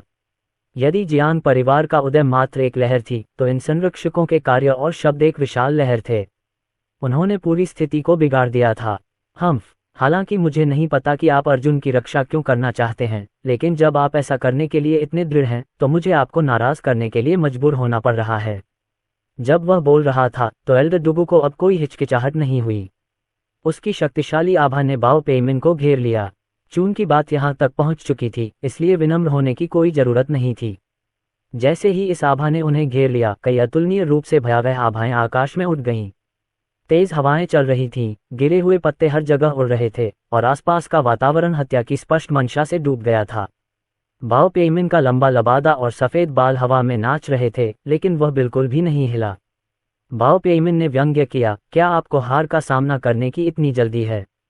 एल्डर डुगु, ऐसा लगता है कि मैंने आपका बहुत ज्यादा अनुमान लगा लिया था। सभी लोग एक साथ हमला करें। बाओ पेइमिन ने बाकी भीड़ की ओर देखा। बुजुर्ग डुगु की निगाहें ठंडी थीं। बाओ पेइमिन, अगर एल्डर सन यहाँ होते तो मैं चिंतित हो सकता था, लेकिन आप बिल्कुल भी योग्य नहीं हैं। जब मैं कुनलुन पर्वत में प्रशिक्षण ले रहा था तब आप कोई नहीं थे। हा, जब बात ही ऐसी है तो कुछ और कहने की जरूरत ही नहीं थी। आज यहाँ आने का तुम्हारा मकसद सबको पता है। तुम्हें इतना सज्जनता का दिखावा क्यों करना पड़ रहा है? जो हमला करना चाहते हैं, हमला करें। चूंकि तुम यहाँ हो, इसलिए मैं इस लड़ाई का खुशी खुशी स्वागत करूंगा। ये कहते हुए बाओ पेइमिन का चेहरा काला पड़ गया।